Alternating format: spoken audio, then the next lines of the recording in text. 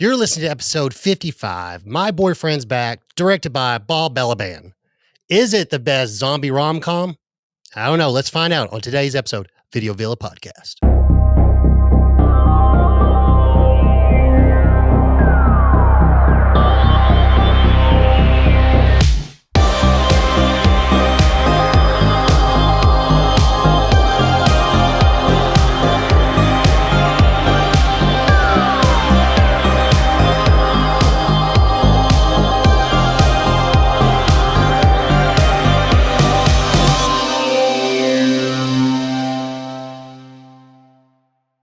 So on today's episode, I have a special guest. Antonio, introduce yourself. Hey, what's going on? I'm Antonio, host of the Cult-Worthy Cinema Podcast and co-host of Back to the Balcony, a Siskel and Ebert retrospective. I can't thank you enough for having me on the show tonight, man.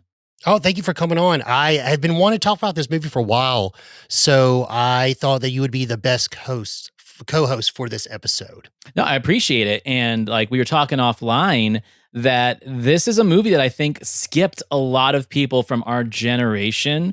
Like if you didn't see it in the theater or if you didn't catch it on video, there's a good chance you just never caught it at all. Because I don't remember this being on cable. This was like a video store special. You went, you saw it, you're like, what is that cover? I mean, I remember the trailers, but just like you, there's very few people in my circle who have seen this movie or even recall that it exists. So it could go into the category of, did I dream this movie for some people? Because literally, like, very few people I speak to know what this movie is. And they often confuse it with My Best Friend is a Vampire from the 80s. They kind of have a similar theme to it, but this one's a lot better when it comes to the terms of like satire for sure. And as I'm sure we'll get into as we talk about it, the undertones of like sociological and political messaging that it has in it as well. It's not just a zombie rom-com about dicks falling off, right? No. And you are like literally 100% right about that, because this was a video store rental for me and my sister. I was literally way too young to be watching this when it came out, but I enjoyed the hell out of it. And now that I'm older, rewatching it, it is crazy how inappropriate it was for me to be watching it at 5 years old. But it's still like, it's so much better now that I'm older. It's even a better movie. I mean, literally, me and my sister would rent this all the time. She's 4 years older than me.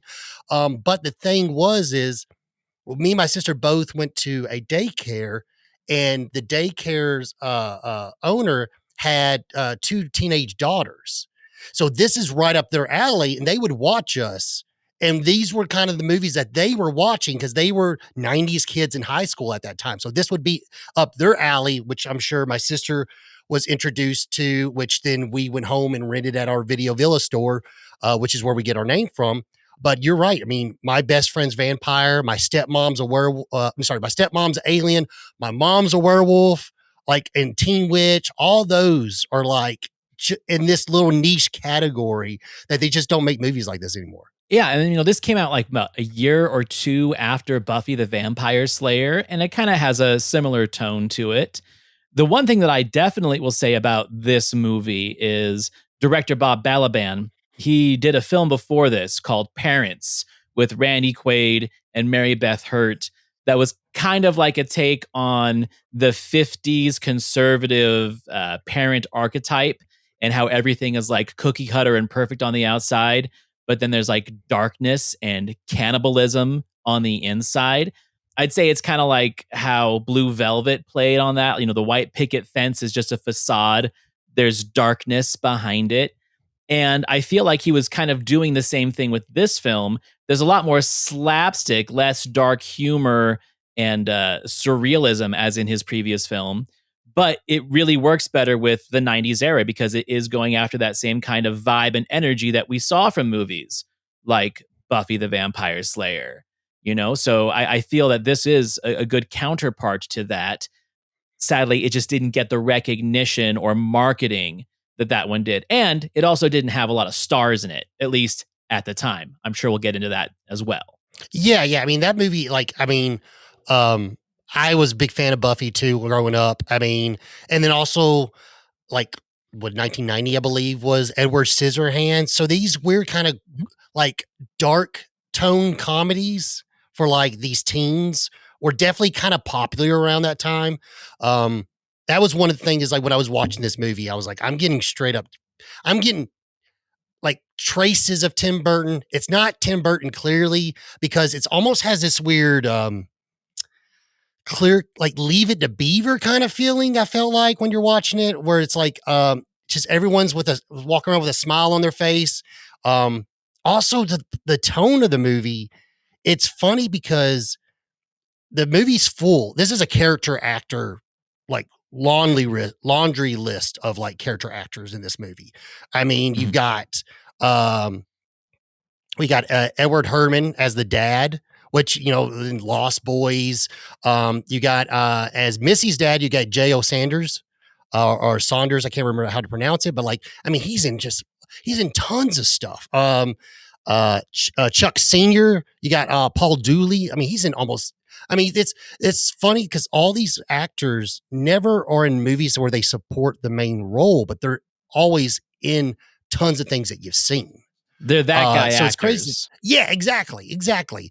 I mean, even like Miss Benson, Clarice Leachman from like you know like the Mel Brooks movies and stuff like that. I mean, she's even got a little small role. If anything, she's probably the biggest actress maybe in the film. I think even for that little tiny role. I mean, because not this movie doesn't have that massive star that's carrying the film. You know what I mean? Mhm.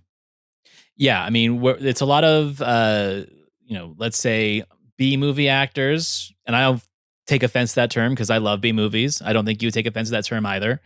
Oh, not And at all, then not at all. and then future stars, like we have to just go out and say it. Like there are people in this movie like Philip Seymour Hoffman and Yeah. Matthew Fox that pop up in here in their early roles. And we'd see them in a lot bigger things, but this goes to my whole thing that I think there is uh, a whole chapter out there of there are no small roles, right? Even the Oh, smallest role is 100%. significant, and this movie is full of those. Philip Seymour Hoffman, in what could be maybe his goofiest role that I've seen him in, besides Dusty and Twister, making an early appearance in this film. He's kind of got like that 50s bully. When you said Leave It to Beaver, you were right on the money. In fact, Yeah. Balaban's movie Parents is even more so Leave It to Beaver.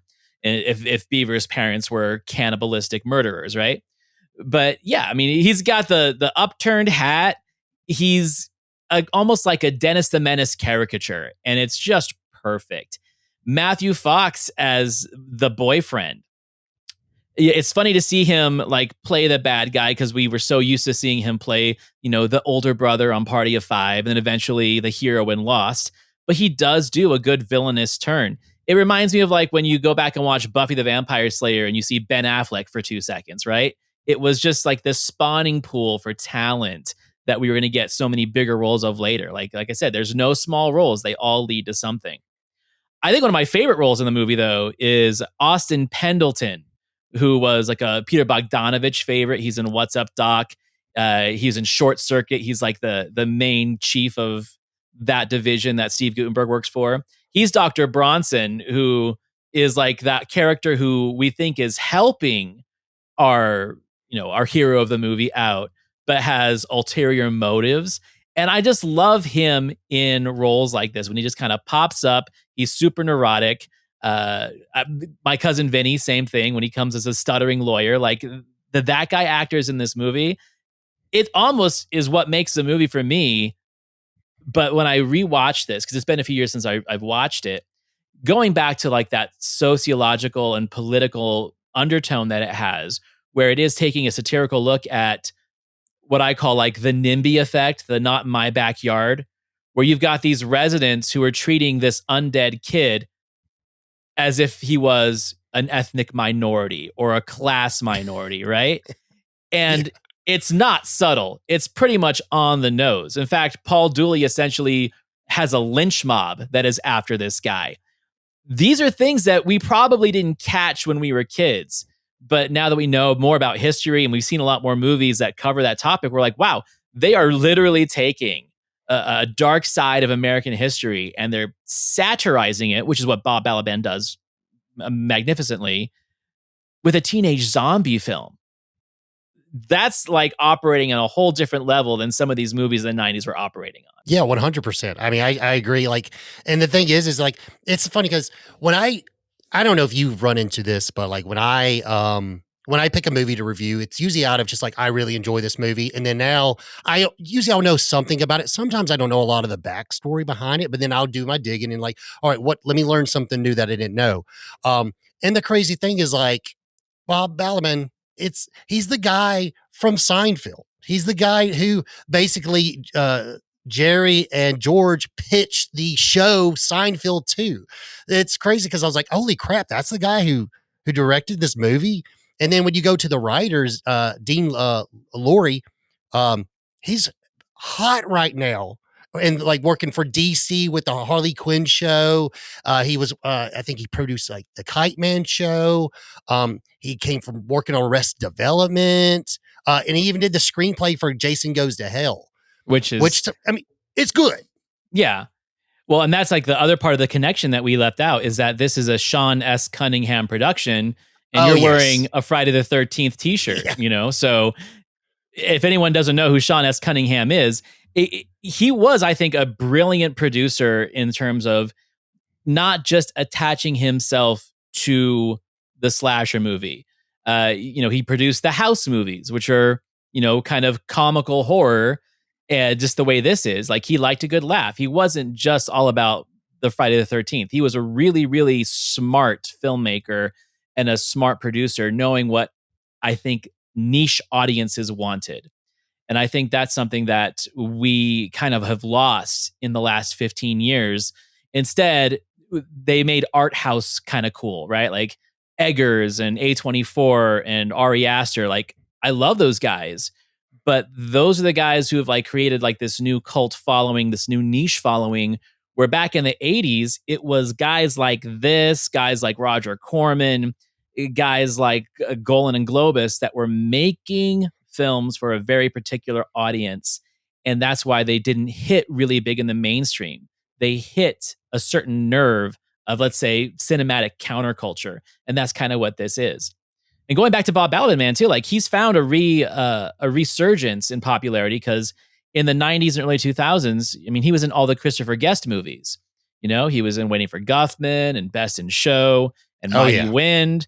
And then he kind of like made his way into the Wes Anderson world where he was, the narrator for Moonlight Kingdom. And he pops up in all the Wes Anderson movies after that.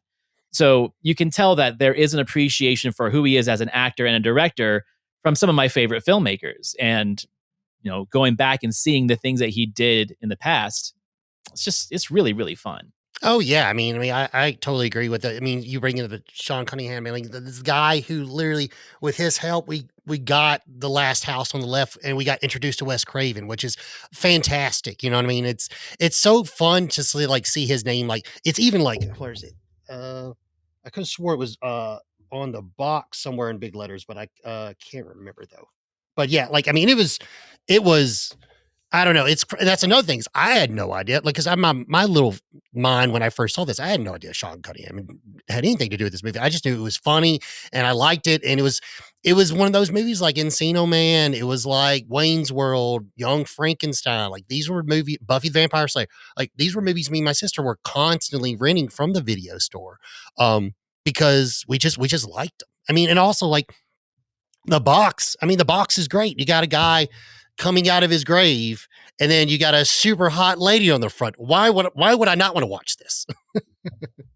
Oh, I mean, like cast wise too. I mean, there's a special appreciation we have to give to the lead, Andrew Lowry, who sadly didn't have a lot of lead roles in his career. But us talking about Buffy the Vampire Slayer, he's in that movie too. Besides this movie, the one that I recognize him the most, though, is I was a huge fan of the Brendan Fraser film School Ties. We saw early Ben Affleck, Matt Damon performances in that too. Anthony Rapp as like the little neo-Nazi kid. And then this guy was the one who was like the cool kid, right? Who's getting pestered by the French teacher. And I always kind of like, I don't know, sympathize and empathize with that character because, you know, I have to live up to my family's name. All my family members were senators, blah, blah, blah. And then here he is, and this is the zombie kid who just wants to like get laid after he's dead. It's a great kind of 180 in what I have recognized this guy as an actor. But he holds his own, you know, like this could have been any big name actor at the time if they had the budget. And the fact that it wasn't, and it was this guy instead, I don't know, maybe that's one of the reasons why it kind of like it got lost to obscurity. Maybe there wasn't enough star power, but star power or not, both he and Tracy Lind as the leads are just really, really good in these roles. Like they bring credibility to a ridiculous concept.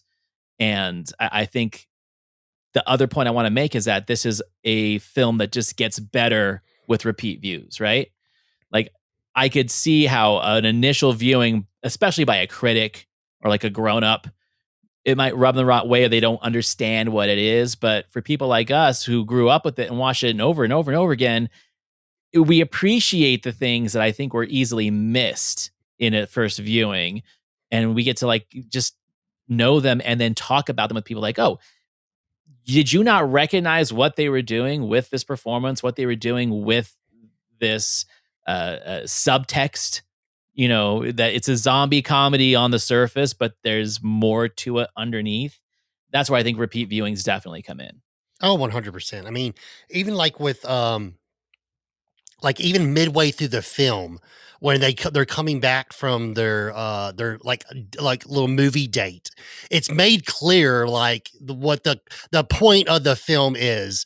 And then also like we have a little in the early stages when they're in the school and they're talking about heroes and so forth, and a hero is someone who they're not they don't aren't born, they're made and stuff like Mhm. that. So it is fun to have like the actual like there's certain nuances throughout the film that take present.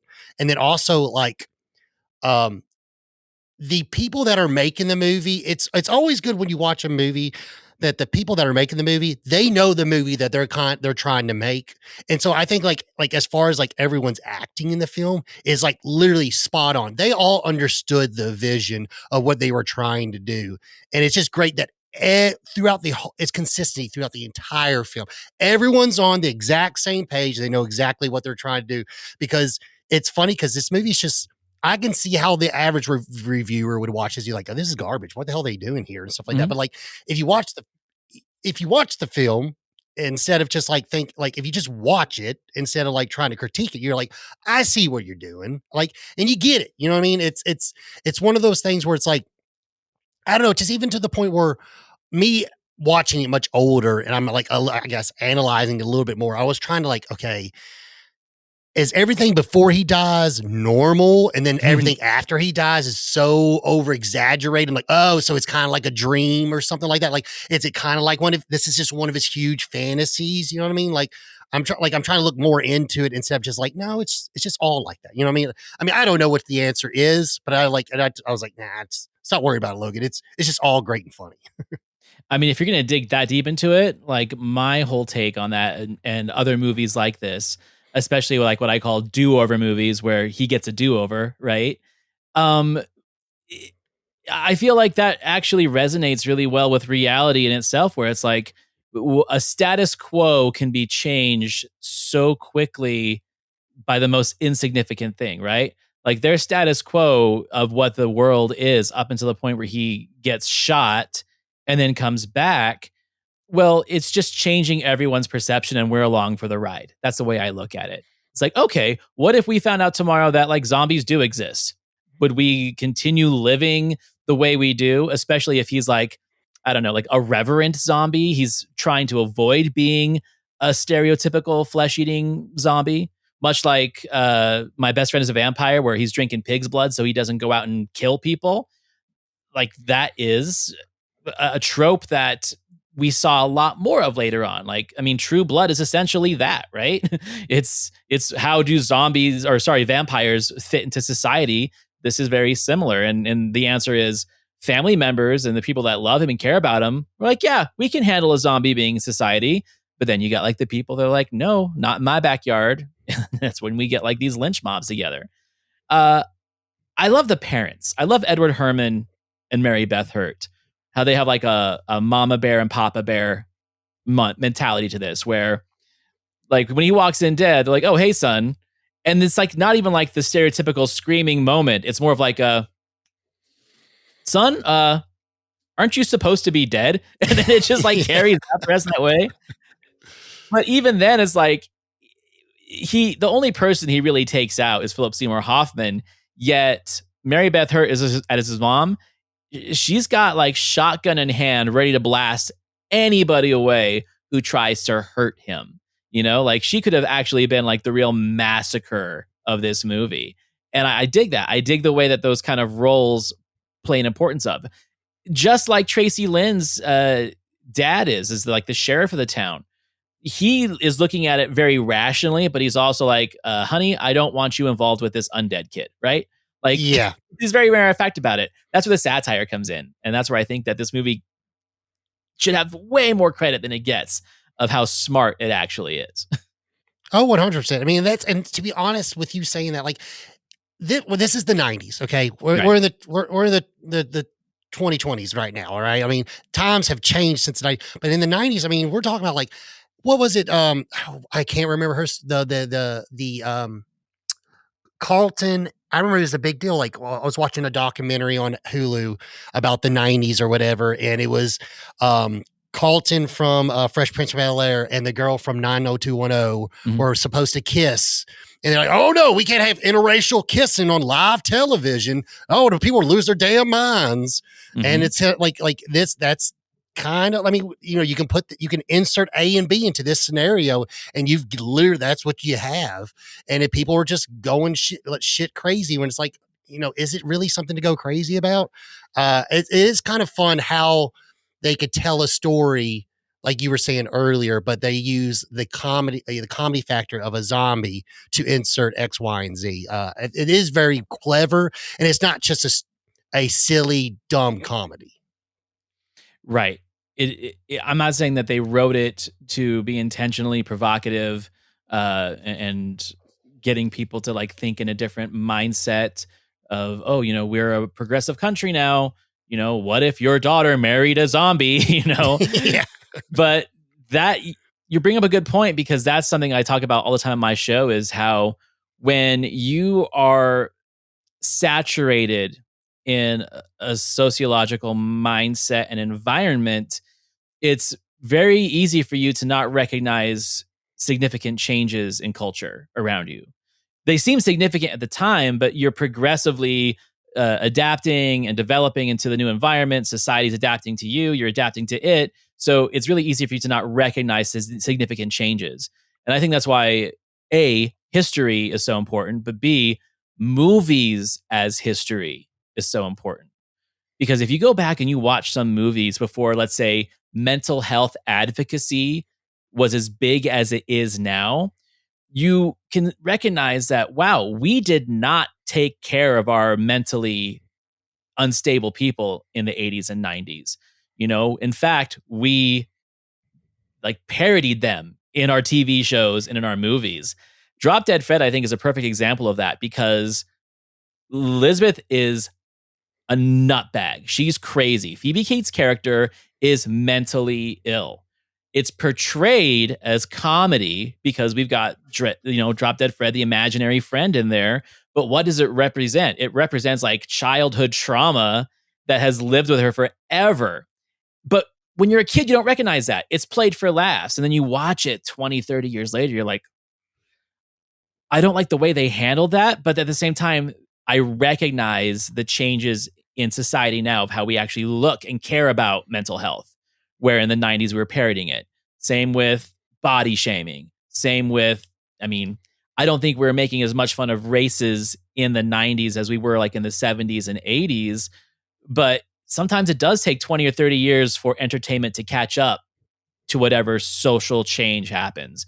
And you could say the same for this movie, right? Yeah, I mean, 100%. I mean, like it's one of those things where, I mean, I guess there's certain points in cinema where you can tell changes have started to being made, where like certain words stop showing up in Right. film because it's finally said you shouldn't say that, stuff like that. And it's funny when you go back and rewatch movies, and it's like when if you would have saw it in 1995, you wouldn't have thought anything of it. But then if you watch in 2005, you're like, ooh, yeah, well, that stings a little bit. But you also have to realize, I mean, that was a movie that was made back then, and we've learned from it, and that's why movies aren't those things don't show up in those films in current years and so forth like that. Like you said, it's a history, it's just Right. like a history lesson.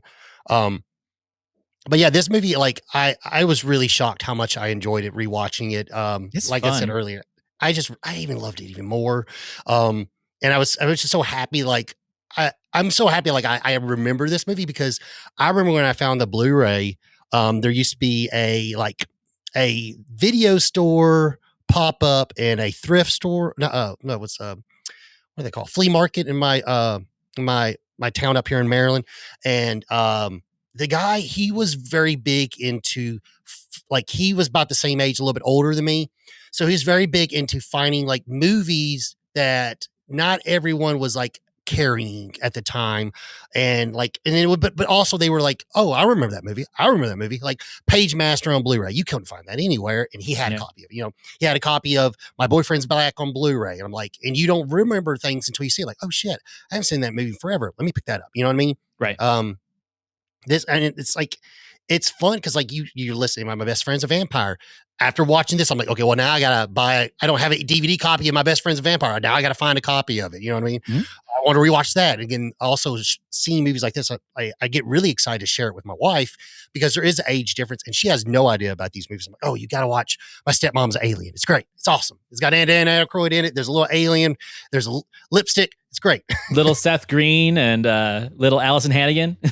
And one that I did see, like I brought up earlier, was My Mom's a Werewolf, and that one I vaguely remember, but I was trying to find it. And the only copy I could find, I think it was like a Spain version of the DVD, but there's like not a Blu-ray release or anything like that. But yeah, and then like Teen Witch is another great one that just everyone you can't top that. You know what I mean? Top that. No Um, pun intended. yeah. Is there anything else you want to say before you read the back of the box? No, I think that this is what my show is about, and I know it's definitely what your show is about, is that the appreciation for things that were overlooked, and that's why my show is called The Cultworthy. There are films that people would say, oh, that's a cult movie, when it really isn't there yet. The cult hasn't formed, but it has every stereotype of a cult film. It just needs more recognition. I feel that this is one of those movies. Like when you get on Letterboxd and you like see how many people have like watched and reviewed it, it's an interesting thing because like the numbers are really low and the reviews are mixed. There's people like us who just love it, and there's people who like give it 2 stars, whatever. Like, yeah, it's just a cheesy 90s comedy. I think that going back and recognizing what it is trying to do and what it's trying to say in the guise of what it is puts it on a whole different level, and it's definitely a cult worthy film. We forgot to mention Matthew McConaughey's in it too for like 2 seconds. And also apparently now I saw a still online. I watched this movie 3 times, and I don't know if I looked away at the scene that showed, but apparently Renee Zellweger's in it too, as a very like apparently they cut to her in the nail salon. I never saw the scene. I don't know. Maybe it's in the TV cut because, sometimes TV cuts have certain scenes for fluff to help with editing and the commercials and stuff like that. But in my Blu-ray, I didn't see her. Did you see her? I didn't see her either. I think like you hear her voice in the background or something. But I mean, this was filmed essentially around the same time and area that Dazed and Confused was, right? Same part of Texas. Renee Zellweger is technically in Dazed and Confused as well, but you only see her for like 2 seconds. Like she's not a character. So, and then, her and McConaughey paired up again in Texas Chainsaw. Texas Chainsaw. So yeah, it's fun to see the origins of things, the DNA of these great stars. But yeah. No, and that's really all I have to say about it. Until you're ready for me to read the box art. Yeah, you can read it whenever you want to. All right. So on the back of the VHS, the outrageously wild comedy. Teenager Johnny Dingle will do anything to keep his date with the hottest girl in school, even come back from the grave. You see, Johnny had the perfect scheme to win the heart of Missy McLeod, the town beauty. Unfortunately, Johnny's scam goes sour and he winds up dead. Even so, Johnny's determined to keep his date, unaware of the hilarity waiting for him upon his return. See for yourself while everyone's dying to see this outlandishly funny comedy. And that's exactly what it is. Like, I think the cuteness of it, of like, the nerdy guy getting the girl and going through these great extents to get her to like him. It reminds me of, cliches of the 80s that like John Hughes wrote. And I think it's like poking fun of that intentionally, giving us a little bit of that DNA too. I think it's so funny though, like the cutest girl in school works behind the cash register of a convenience store. I thought that was interesting. Yeah, and it's based off that town, it's a really slummy looking convenience store too. Right, right. And is she old enough to sell beer? And Yeah, plus her right. I mean, dad's the sheriff. and also like it's crazy because one thing I did see when I was looking things up, like I did see that apparently Peter Jackson was like offered to direct the film first. Right. But the thing is I'm not gonna lie, I like Peter Jackson, but to be honest, I know exactly what he would do. And I don't think this movie would benefit from being like a Dead Alive, or like he has a very specific, like even go back and rewatching The Frighteners. He has a very specific way and mannerism he likes his actors to do and how he directs the scene and stuff like that. And I really like this movie that we got. I feel like the movie that we would have gotten, I feel like it would kind of pushed it a little bit too wacky over the edge. While this one's more of like, it's very overacted, but very subtle. You know what I mean? I don't know if I'm saying the right way, but you can tell what they're trying to do. Well, I think that has to do with the satire of it, right? Like good Yeah. satire should not be zany and over the top. For example, Doctor Strangelove, there is the infamous pie fight scene that never made it to the final cut, although it was apparently like filmed and staged because Kubrick was like, no, this is a satire, not a slapstick comedy. So he took it out. That's how this is. Plus, Peter Jackson, like, he needs to make his own stuff, which he does. Like, I don't see him doing well with someone else's material, which is why he and Fran Walsh write all those things, because as he's writing it, he's visualizing it. And the same way like Tarantino would, or Paul Thomas Anderson. Like, they might take someone else's idea or novel, but it has to be their creation because they are visualizing it as they are writing it. And this, you're right, this is too underplayed intentionally for having such a frenetic filmmaker take a stab at it. So yeah, I agree with you. I don't think that it would have worked for him. No, but it also shows that like it it's admirable for filmmakers like him to turn things down, because they know that they are not the right person for it. I think that's a very important quality of a good filmmaker, because we've seen some directors do things that they definitely shouldn't have done, either for the paycheck or because they thought it was going to be a step up in their career. And sometimes it buries them and they have to come back years later with their own creation again. So yeah, I'm glad that it went the way it did. Yeah, I agree. I mean, they're just like and like not like I say, I like nothing against Peter Jackson. I mean, I think he's great. And obviously, he's had a wonderful career and stuff like that. But this is just not that kind of, like I said, I didn't want this. I would not have liked this movie to be like, like that type of like Bad Taste or like Dead Alive, or Yeah. it's just not that that's not that kind of quirk. I mean, Right. like I feel like it would really like. I definitely feel like people wouldn't have enjoyed it if it was like that. Now, if you would have made it an R rating and you up the gore, then you could just turn it into a Peter Jackson film. You know what I mean? And that would be probably a different story, but we wouldn't be talking about the same movie. Yeah, I mean, and again, think of like the evolution where it's like, okay, without Sam Raimi, there wouldn't be a Peter Jackson, and that kind of just keeps going forward and forward. Even say to the point, Guillermo del Toro, the same way, he kind of had very similar beginnings and he found his own voice and found his own direction. Super weird side tangent, but I watched Speed last night for the first time in a while. I love that movie, but I've been sleeping on it for a while because it's, I've seen it so many times. And just, for the hell of it, I kind of looked it up, and Quentin Tarantino was offered to direct Speed after the hit that Pulp Fiction was, and he turned it down because he's like, that's not my kind of movie. He's like, I would turn it into the taking of Pelham 123, and that's not what you want. You want an action movie. I would have turned it into like a cop drama. So yeah, it goes to show that like there are filmmakers that they know their voice and they know when to say no.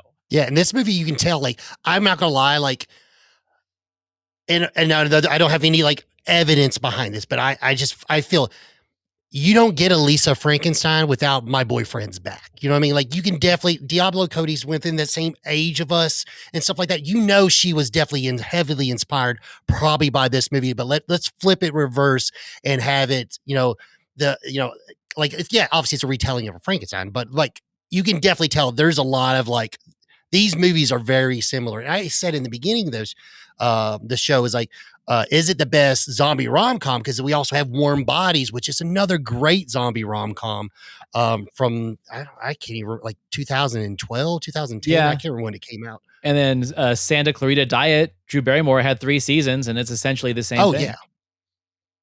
So, exactly. So, but yeah, this movie, I feel like I don't know, like I said, like I didn't look it up, but you can definitely tell when something probably has influenced someone other's actions, or this movie walked so those movies could run, or whatever you want to do. But all right, let's get into the movie. So it opens up with this I really like this. I like how it opens up with a comic book. I think that's so cool. And I'm like, and it's almost like a EC Comics kind of vibe, Creep Show kind of vibe and stuff like that. I think the art illustration's great.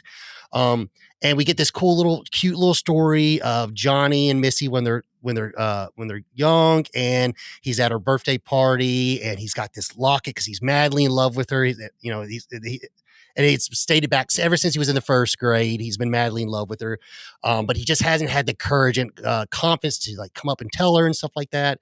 And then it slowly morphs into the current stage of where now they're all in high school and stuff like that, and he is trying to get the courage up to finally asking her out and stuff like that, because he's always loved her, but he hasn't really had a relationship with her. And it's made it very clear too through the movie, like she knows who he is, but they're not friends.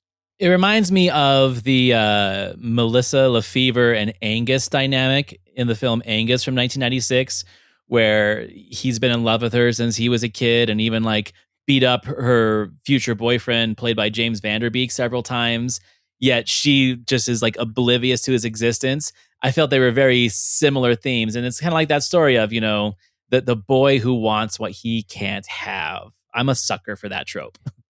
Oh yeah. It's funny too, because like, I mean, me and Becca just did like Encino Man. It's kind of like the same scenario. Like, they were friends when they were little, and then now they're in high school and they're not friends anymore because popularity and stuff like that. So it's funny to like, movies come out around the same time, but now that one did gangbusters. Everyone loved Encino Man, but for some reason this one didn't do so well. But I find this one, I think, a little bit more on the funnier side, even though they're kind of two different movies as far as tone and comedic tone. But I actually enjoy this one a little bit more than Encino Man. Oh, I'll take this over Encino Man any day. Yeah. But yeah, so he ends up waking up, he's going to school and stuff like that. And it's funny, you brought up his mom and dad. His mom and dad, whatever they did, I don't know, whatever conversation they had before they did their scenes, they are a dynamic duo. They are perfect in this movie. They're the way they're just, I don't know, they just feel like this 1950 style, like parent, like I said earlier, like Leave It to Beaver, and just their acting is just like hilarious. Just the way and as it progresses through the movie, as the story gets a little bit darker after their son dies and they come back, but yet it's almost like at that point they're like, are they just in a series of shock where it's just like they're just going to keep on acting like nothing happened and their son's still alive? I wonder if that was like an intentional throwback by Balaban to his previous film Parents, because Mary Beth Hurt and Randy Quaid play very similar roles to what Edward Herrmann and she play in this one. It makes me almost wonder if they offered Randy Quaid that role and he's just like, no, and didn't do it. But it feels very much the same. So I think that was kind of like maybe a Scooby snack for appreciators of his previous work. Like, oh, you're only going to get it if you've seen my previous film, you know? Oh yeah, yeah. I'm not gonna lie. It's been years since I've seen Parents. I mean, years. I need to revisit that one. Because I'm not gonna lie. He hasn't had the best career lately, but I love Randy Quaid. I think a lot of times when he's on screen, he's very enjoyable to Oh watch. yeah, 80s and 90s Randy Quaid is just great. Yeah. I did get to try to. I tried to meet him one time, but who he was.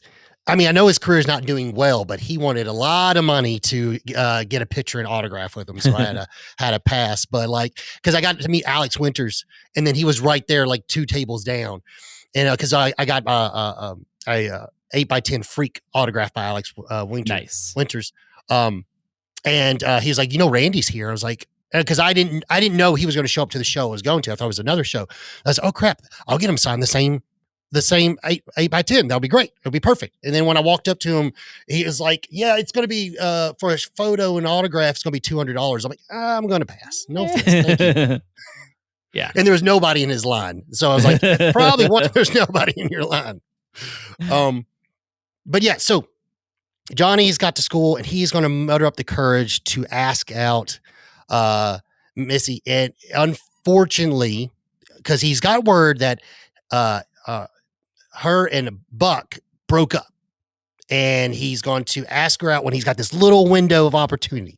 And right when he walks up to try to ask her out, here comes the band and Buck comes in and he apologizes for the whole event that happened and so forth. And she ends up taking him back, like literally right in front of him. Like he's like literally almost like inches away from her face.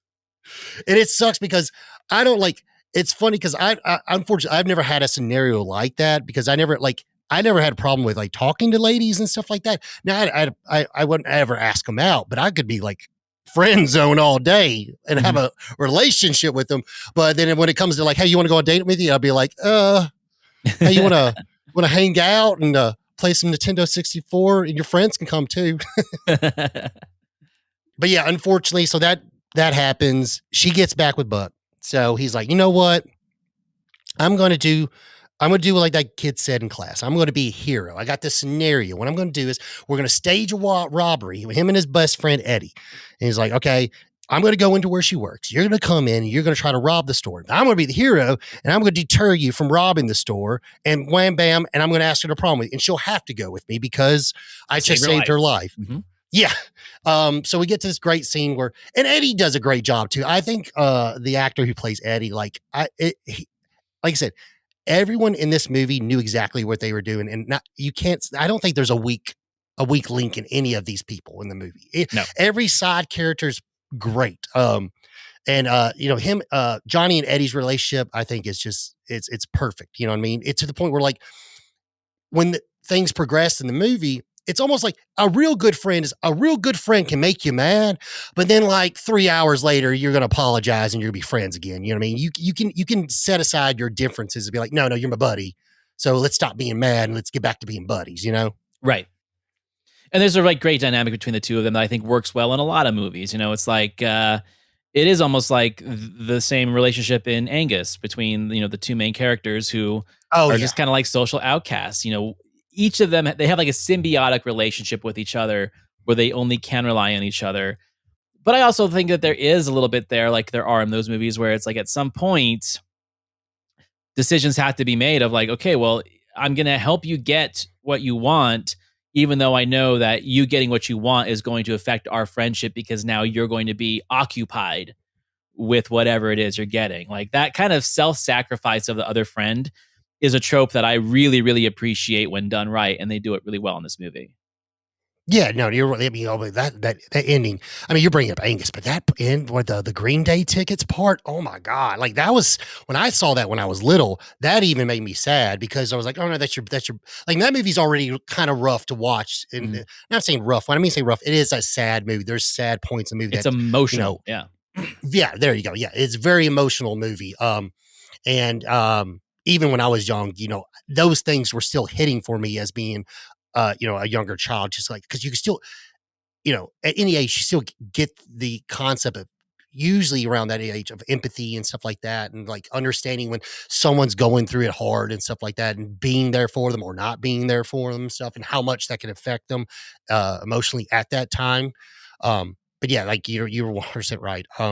And this scene is like with when we get into the robbery scene, it is sad because the robber comes in and it's not Eddie, and because the literally guy basically takes Eddie's stuff out in the front of the convenience store, steals his mask, goes in, and he's acting all Johnny's acting like it is Eddie, so he's talking to him like he is and they're so funny like, are you the guy with the gun? Then I shut it the hell up or something, something like that. Um, and It's crazy because so he, unfortunately, Johnny ends up getting shot.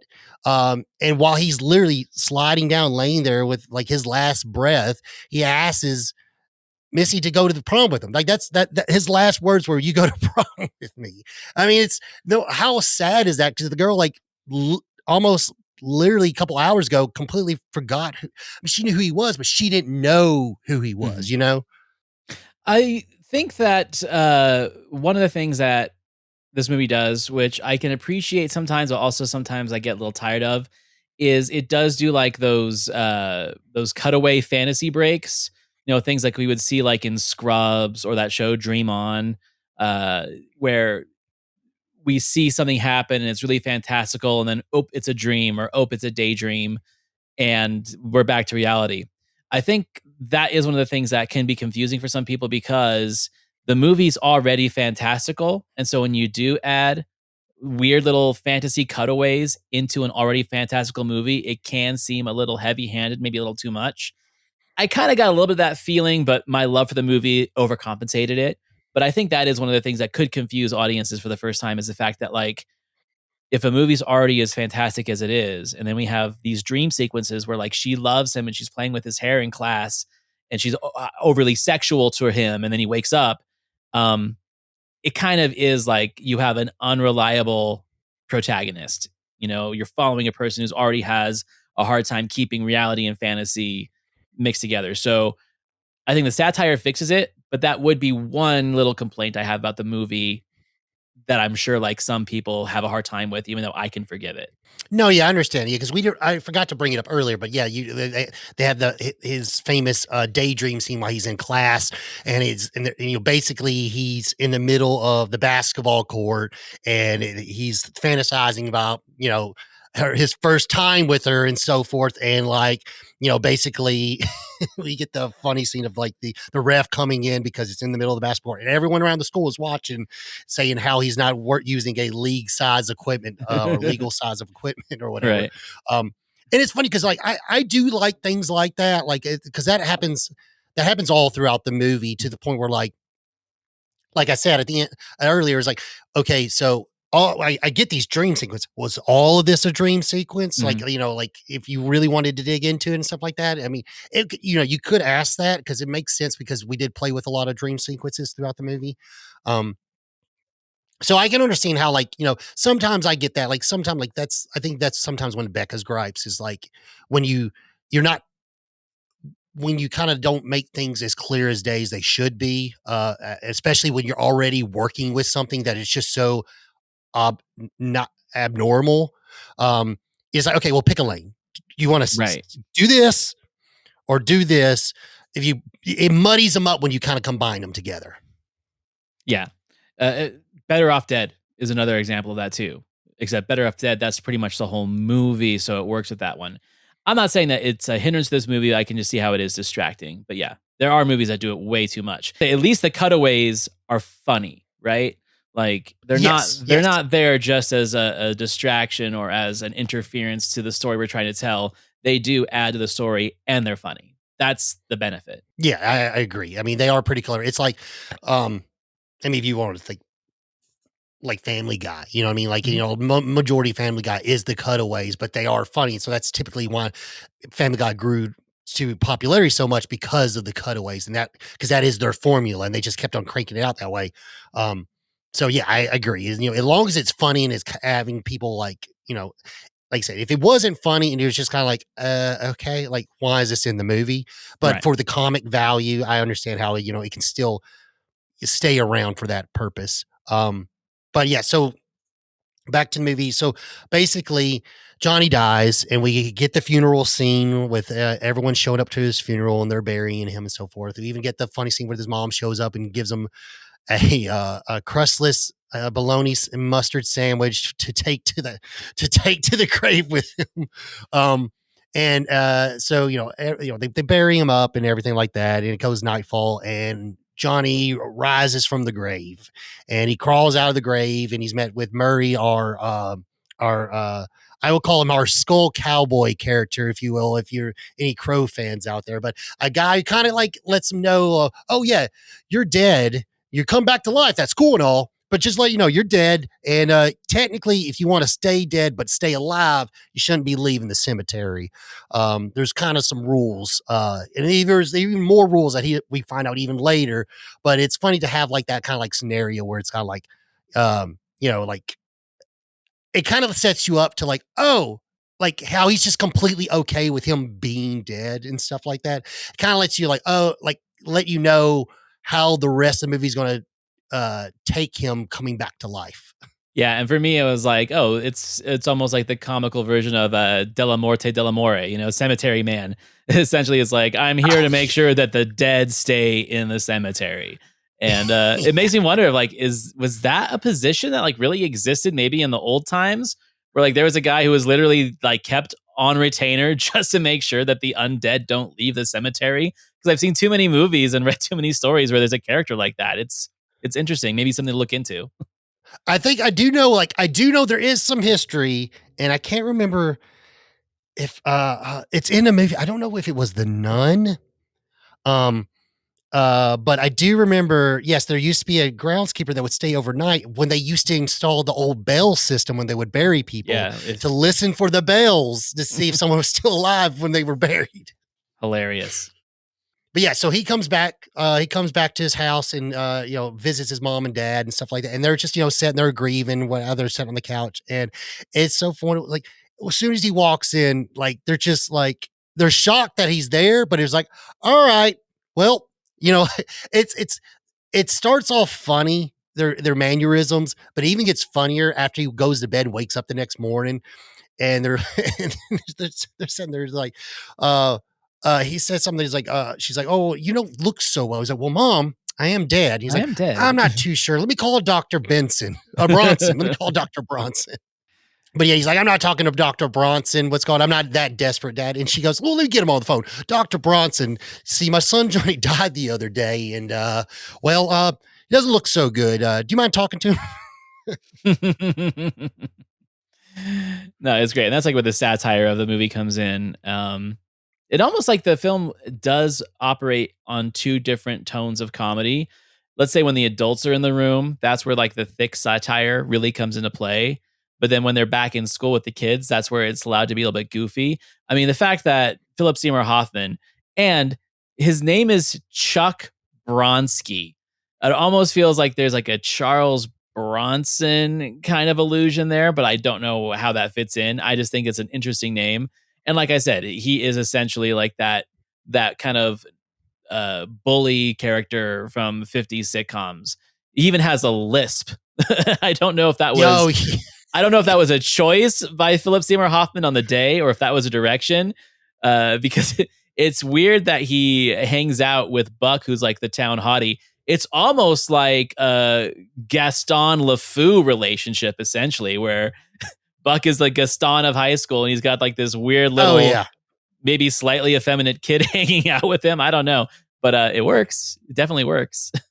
I think it's one of those scenarios where, like, I mean, maybe they're like, because I mean, they're both supposed to be jocks, so I think it's like one of those Right. things where it's just kind of like you got the one smart, handsome jock, and then you got the one like unattractive, stocky jock. You know what I mean? Like that just Yeah. standard trope of like, oh, he's supposed to be a meathead or whatever. So, well, yeah, of course he's got a list and he's not talking right and stuff. But yeah, when he gets back to school, it's funny because like no one's shocked. Like, oh, you're alive, but that's it. Like, no one's like, oh shit, you're fucking alive. Holy shit, like it's like, oh, you're alive, and then they just keep on rolling with it. Even the teacher, was sitting there. She calls Johnny's name, and it's like, oh crap, I forgot he died, and then he yells his name out or whatever.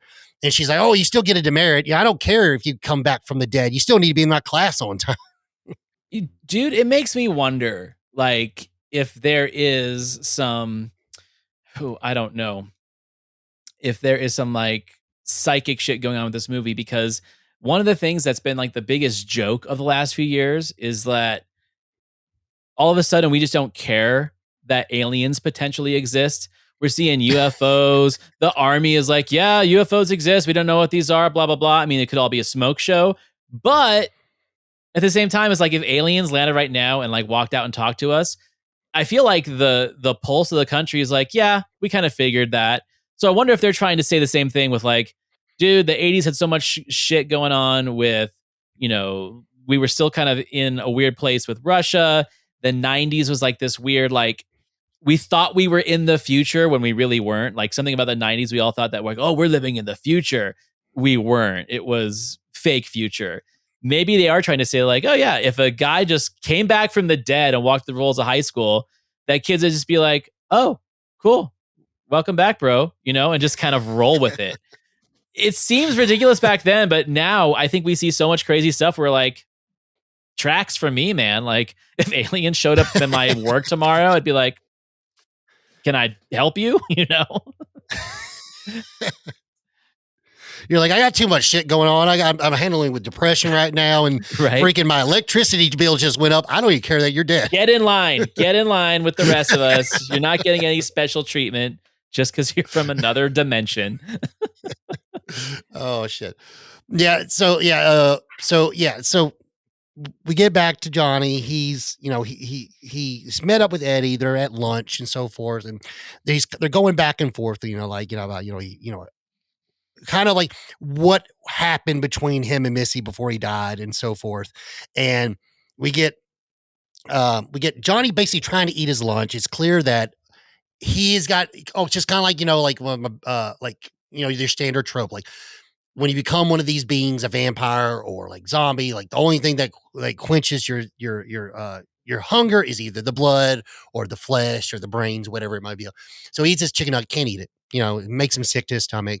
It also makes it's funny when I see that. I keep on thinking when I saw that scene, I keep on wanting to think that's one scene from What We Do in the Shadows, where they do eat some food and they just profusively vomit for like 5 minutes afterwards, as soon as they eat something that's normal. But yeah, so he's sitting there talking to Eddie, and he just goes, he just literally leans down and takes a bite out of him. And then Eddie freaks out, screaming, yelling, "What are you doing?" He's like, what, Eddie? He's like, "You just bit me." And he's like, "Well, it's just a little bite." He's just like, well, I was just going to bite you a little bit. I mean, what's the big deal here? I think that's what I like about the movie is that again, the idea of like, I don't want to give into my baser instincts of eating flesh, even though it's like my friend and stuff like that. And we've seen that in lots of movies too.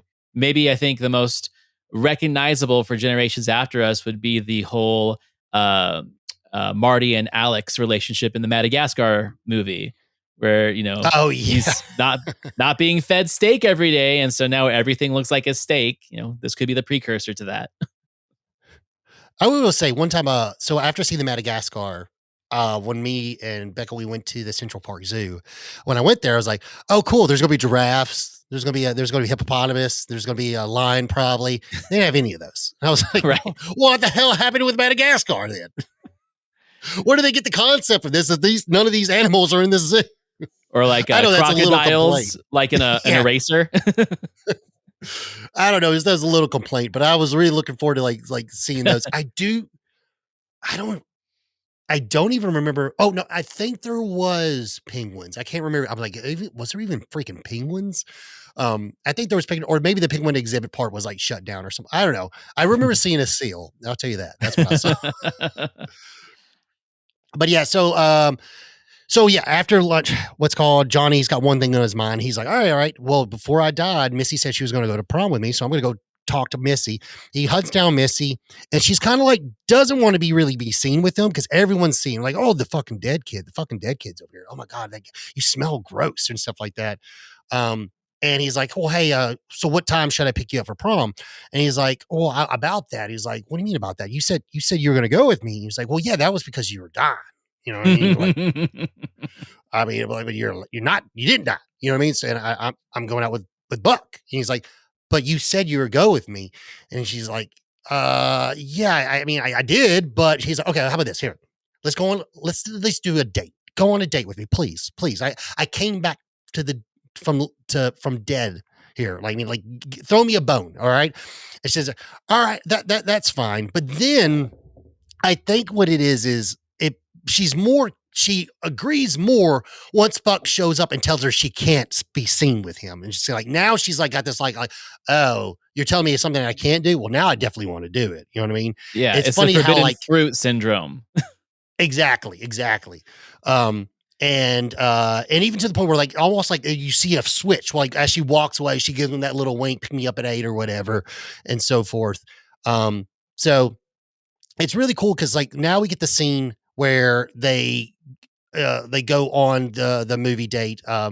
And I really like because it brings back in like we got a little bit more of a transition with the comic book pages turning, which it does throughout the film, which I really do like that. I think that does make it something a little special, especially like being a fan of comics. It's nice seeing that kind of stuff. And like I said, like earlier, I'm like, that's got to be like a Creep Show reference or like I said, an EC comic because that was heavily Creep Show 1 and 2, especially in the second one was with the actual animation cartoon and so forth. I definitely feel like this had to be somewhat inspired by that. But they go down to the movie and we get the famous Juju bean scenes, which by the way, did you eat Juju beans when you were growing up? I did not like jujubes at all, but I think that there is that kind of like cute thing of like having your own little ritualistic movie snack, right? Where he like has a process and explains, hey, you Yeah. gotta swish it with the soda. It did take me back to like, oh, I used to put Skittles in my Sprite can, that kind of stuff. Like it's Oh cool. There's yeah. nostalgia to it.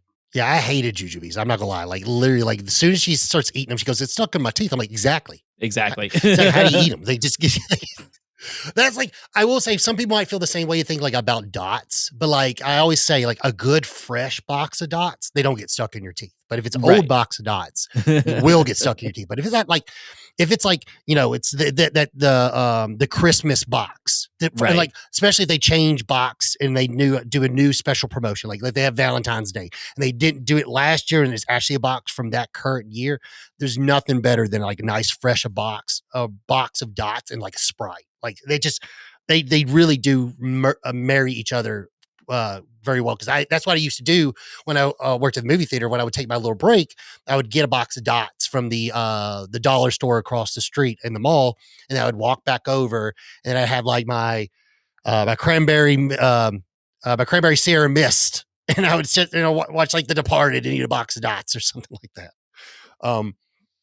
But yeah, this is where we get the scene. This is where we see Matthew McConaughey's very first movie role.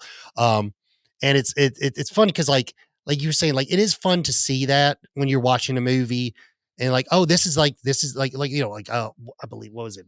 Was E.T. was Drew Barrymore's very first role. And you get to see where like, oh my God, like it's funny to see it and you like and then you see that comedian talk about it and you're like, oh yeah, I definitely remember that movie because I love that movie. You know what I mean? Mhm. It's fun to like see like, it feels like kind of like I don't know if you remember like Jack Black was in tons of stuff. Like Never little ending tiny bit story parts. too, right? Yeah. Oh yeah. He's the asshole bully. You know what I Yep. mean? He was in commercials and and then like even like you can go back like I think in Biodome, Tenacious D or in Biodome for a That split second. they are. They're also in that movie Bob Roberts that Tim Robbins directed. That's like a political kind of mockumentary. And both Kyle Gass and Jack Black are in that movie essentially as like fanboys of Bob Roberts. It's fun to see the progression. Yeah, it's funny. And that was like the Biodome. That was even before their HBO show. It So was. that was like at the time, like I don't think anyone knew they were Tenacious D, really, to be honest. But yeah, Yeah, this it's is fun. fun. Like so it's we get these cute little scenes. And then so after the movie, we what's called Johnny takes Missy home and they start getting hot and heavy in the car. And it's getting really excited. And then she starts chomping down on his ear and like his ear comes off. And it's funny because it's the way I like how they handle this scenario because, like, normally that would just be freaking grotesque and disgusting, but it's almost like she's like not offended, and yet she does, but she also doesn't want to make him upset. There, his ear just fell off. I appreciate like a good make out in a car scene that turns into something horrific. The Blob remake, that's probably my favorite one, Oh where yes. the Blob essentially sucks the girl's face right through her skull and then eats the kid. Idle Hands, there's a good one in that one too, and then this one, of course, where yeah, she bites his ear off. So yeah, so then after this, he freaks out, and so he's going to take his mom's offer up and goes sees Dr. Bronson, and he he's basically just shows up and he gets pissed off because he's it's late at night or and he goes to his house of residence or whatever. I guess that's where he lives there, but also has his lab there, and he beats down on the door and he's just basically first thing he says like, "What do you want?" He's like, "I'm dead," and then he starts doing all these kind of research, like kind of he's he's shocked that he's still alive, and then he just starts like, okay, well, let me do my hypothesis. Okay, everything must decay, and he starts explaining to him like, you know, you're dead. Things are going to start to fall off and start to rot away, and they're not going to always be there because there's nothing to pump the blood, and you can't provide nutrients to these things, so they will deteriorate. But what you can do is you can see Maggie Benson. Apparently, 15 years ago, her husband died and came back to life. If anyone knows anything about this, you should go see her. So he ends up taking a trip to Maggie Benson's house, and you find out the only way to stay around is to eat living flesh. So if he wants to stay alive till prom, because that's his goal, he wants to stay alive so he can go to prom with Missy, is he's going to have to do what he doesn't want to do and start to eat the living or the dead. So meanwhile, while this is happening, Dr. Benson is actually starting to analyze the flesh that he gave him earlier, so he can kind of come up with some kind of cure for Johnny. Because the movie does start off. Dr. Bronson does want to help Johnny. At the beginning stage, he does want to actually do something for this kid because he said he promised he would, and he's going to try his best to do something. And so basically, we get back to Johnny's house after him meeting with Maggie Benson, and he's having another one of his dreams. And this is probably, I think, the funniest one out of all of them. It's where basically Missy comes to visit him at night, and while he's once again starting back up where they stopped, everything just starts coming off. Like he sneezes his nose off, his arm falls off, his leg falls off, and then his dick and balls fall off. And this scene is like, I will say this one, I love seeing this one when I was little, especially when she grabs the gum and puts it Yeah. on his face to get his nose back on his head. This thing's perfect. It's great, and the sound effects, especially of the things coming off, and then it's like a cowbell when his dick falls off. It's great. Oh, yeah. Yeah, it's like Tom and Jerry, like that Looney Right. Tune sound effects. But yeah, so uh that happens. Johnny wakes up. Obviously, it was a dream, and he heads to school to start to have a talk with Missy. When they get interrupted by Chuck, and Chuck basically like he wants to get it. We're like, hey, I understand what happened last night, but like he still wants to. He doesn't want her just to start to forget about him and okay, the date was over and that's it. You know what I mean? And then basically Chuck shows up being freaking a dick because they and now when I say Chuck, I mean like yeah, like I guess it would he be I guess it would be Chuck Jr. because there's or then there's little Chuck, I guess Chuck Jr. There's Chuck Sr., I guess. Yeah. But yeah, so he ends up basically freaking out, trying to beat the shit out of him with a baseball bat. And he chases him all throughout the school. And then after the baseball bat breaks, he ends up grabbing a axe A and fire tries axe. to a fire axe, yeah, and tries to murder him with the fire axe. And it's funny. This another thing is like he's just that dumb, stupid jock. And as soon as he raises that fire axe, it's the fire axe, so he's got the double hook on the end, and ends up stabbed him right in the back of the head, ends up killing himself with the axe. So while he's sitting there, and he's dead. Obviously, there's nothing that could happen to him now because he's dead. So he's like, okay, well, I've got to eat. I'm starving, and he's like, I'm sorry for this, Chuck, and he starts to eat him. And it's funny that's when Eddie and Missy, and they all show up. And he's like, "What are you doing?" He's like, "Well, I could not, dude. He was already dead." It's funny too because once again, it's like maybe it's just where it's the scenes where like this should be ridiculous. It is really ridiculous when you think about it, but it's just like how everyone that phrase ridiculous or term ridiculous doesn't exist in this universe. Well, I also like the fact that like we get this kind of idea that Missy's actually kind of a freak because she kind of likes it. She kind of digs like how dangerous he is, you know. So the perception of like the sweet little innocent girl, no, she really isn't so innocent, and she's starting to like have feelings for the dead guy and what being the dead guy means and all the little dangerous stuff that goes along with it. Like I said, it kind of goes back to the idea of like the sociological message of, oh, she's dating the biker or she's dating the jazz guy, right? Like there's like a little bit of danger to him now. Even though he's still like a total nerd, the undeadness is now kind of hip and cool. And it's a cool character play on hers because she's not the wallflower that she's portrayed at the beginning. It shows that she actually has a lot more to her. And again, it goes to the trope too of like, of course, she's the sheriff's daughter. Just like in most movies, like the mayor's daughter or the principal's daughter is always the crazy one. They play that trope, but they don't play it to like its classic utilization. There's the satirical twist to it. Yeah, and I like that. And another thing they do in this movie that I really do like is like this movie you could have turned this into a Teen Wolf, or you could have turned it into like an Encino Man, where like, okay, now he's a zombie, now he's cool. Right. Now he's not a loser anymore because he's a zombie. I like how the fact that no, he's still a loser and now he's a zombie. So he's like, it's like you double downing. You know what I mean? Like now no one likes him. I like how they keep that going on. Like they don't change the way everyone else perceives him just because now he's something different and stuff like that. I do like how we didn't get that because now it just feel like a carbon copy. Correct. But I do like the fact that this is definitely something different that we haven't gotten with these kind of style of films. So Johnny ends up heading home because basically everyone in the school hates him. And he basically has to let his parents know, like, listen, I'm in trouble. There's almost like a mob coming after me. And he finds out that his mom has went to the grocery shopping basically for him, and has snatched up a kid because she understands he's a zombie and he's got to eat. And he's already made it clear, I don't eat anymore. Like, you can't cook for me anymore, mom. But he's like, well, as being that mother, like, well, I got to provide for my son. So she picks up a little child at the grocery store to feed him as his dinner.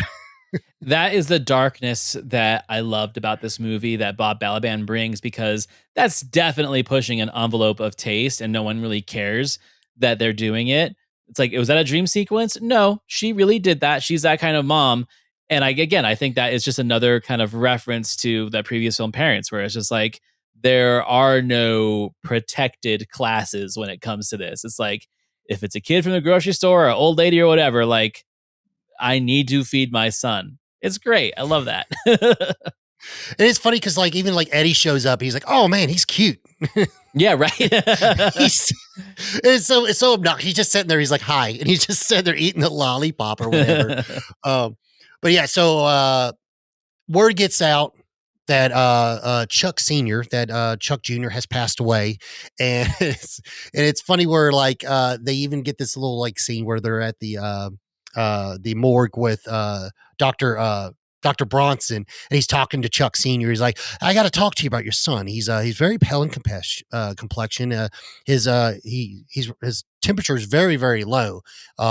He's like, and he's got an axe stick out of his head. He's like, what are you talking about? He's dead." He's like, "Well, I mean, I didn't want to say it, but it's a kind of, it's kind of like they were like."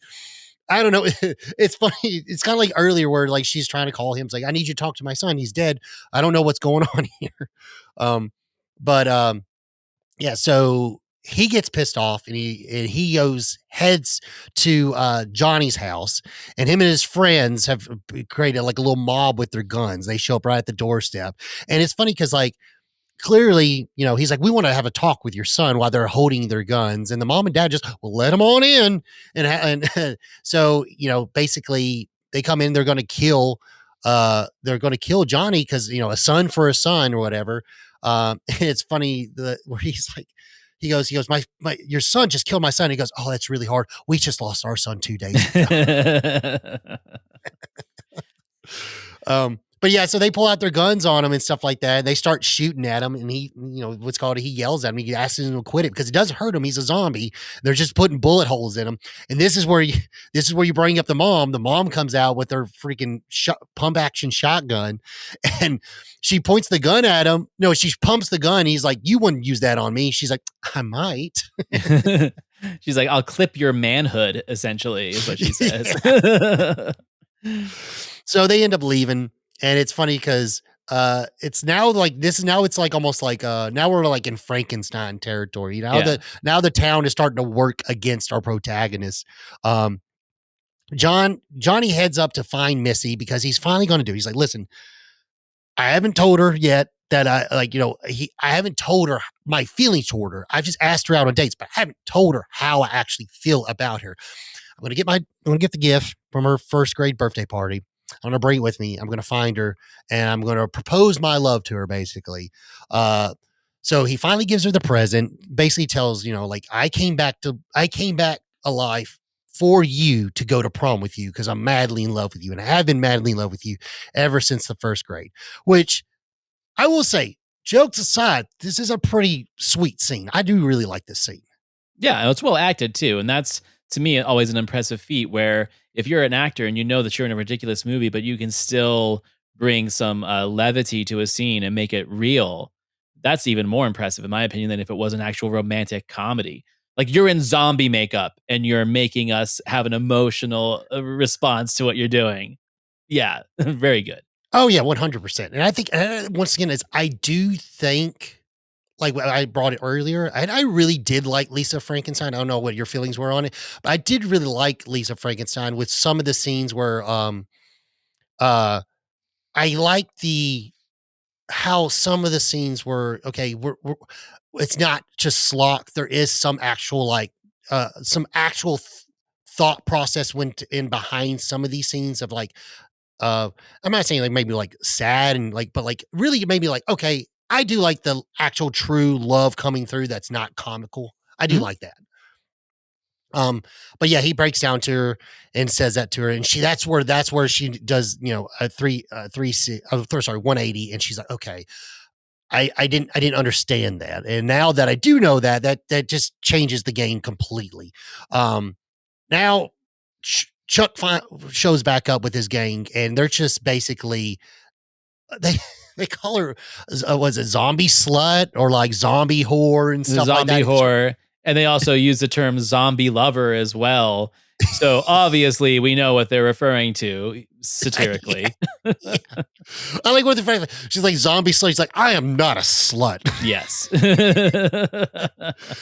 Well, then her dad shows up. The sheriff shows up. And he's like, basically tells them like, listen here, y'all need to stop it. All right. That's enough of this. And so her dad takes her and Johnny back to Johnny's house. He's like, I need to have a word with you guys. Okay. I think it's time that we all sit down and talk. And he's like, basically like saying like, it comes to my attention that your Johnny likes my Missy, but I just wanted to let you know that ain't going to happen. That is not going to happen here. Meanwhile, well, the little kid didn't work out. So the mom went to the morgue and picked out another body and has it in the fridge for it. Falls out, and we get the funny scene of like the dog dragging the dead body out from the whole thing. That scene's it reminds me of like, I don't know if you remember like have you ever seen like Funny Farm, but it reminds me of the scene Funny Farm. The dog's got the femur in the front of the fireplace. Hilarious.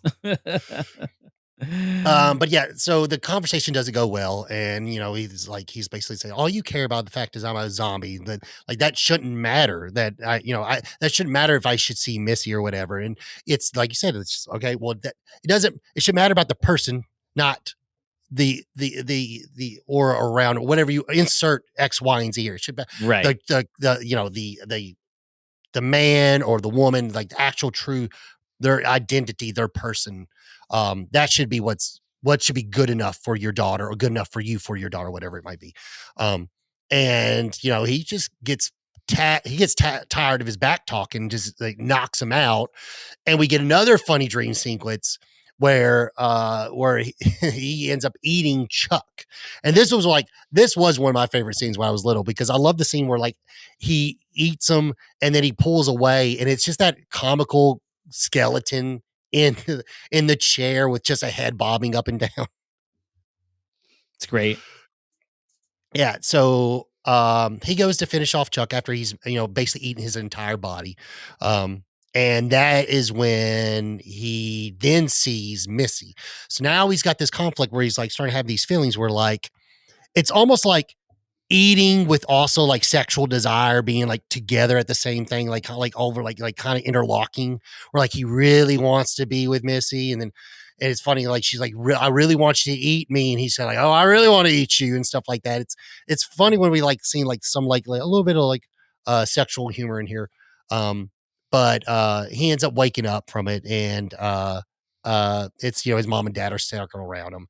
Um, it is like that. This dream sequence is, I will say, because I think this is pretty much our last sequence until the end of the movie or whatever. Mhm. Um, I really do like this one.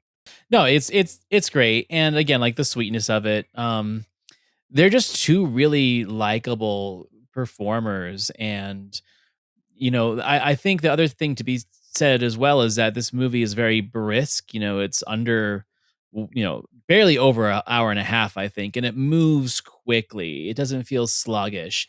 And I wish that we had a return to that, right? Where you could tell a good story in like a 90-minute movie, whether it be a comedy or drama and stuff like that. Like I'm really getting tired of these 2.5, 3 hour movies, man.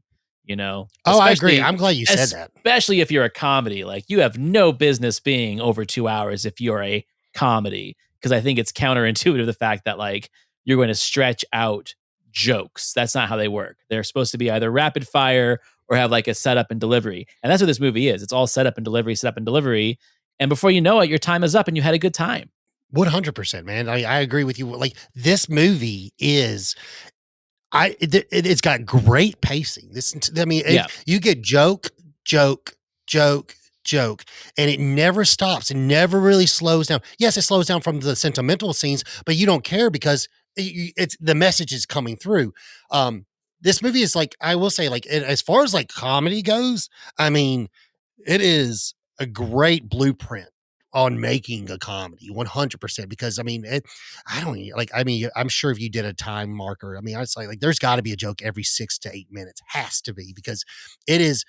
And I like you said, like it's I think a minute and 20, I'm sorry, hour and 24 minutes long. Yeah. I mean it's perfect. It's literally is like the like, I don't know, like, I will say, especially when time with, like, me getting older and having less time to sit down to watch a movie in its completion, now, like, lately, like, when I'm watching movies, sometimes I don't even finish a movie. I'll have to stop it, like, halfway through. I'm like, "I'll finish the rest of it tomorrow." Normally, I wouldn't used to do that, but like you said, movies are getting so long these days, like, I don't want to stay up another 30 minutes. I wanna go to bed now, but I want to finish the movie. So all right, let me pause it and I'll come back to my continue watch. And um, that's the cool thing. You don't have to do this with this kind of movie.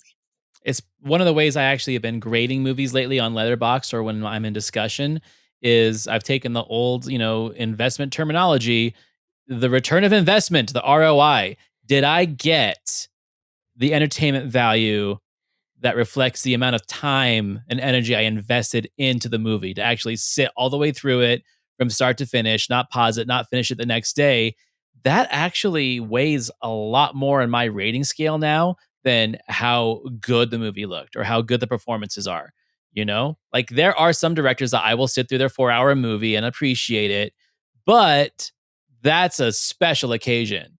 You know, if you want to win me, make sure that I am getting the return of my investment of time into your movie. And movies like this, especially this one, nailed it for me perfectly. Oh yeah, and I hate saying it, but like I do. I don't. I love movies, but like as soon as I start a movie, and I'm not gonna lie, and it's over 2 hours, I'm like, dang it.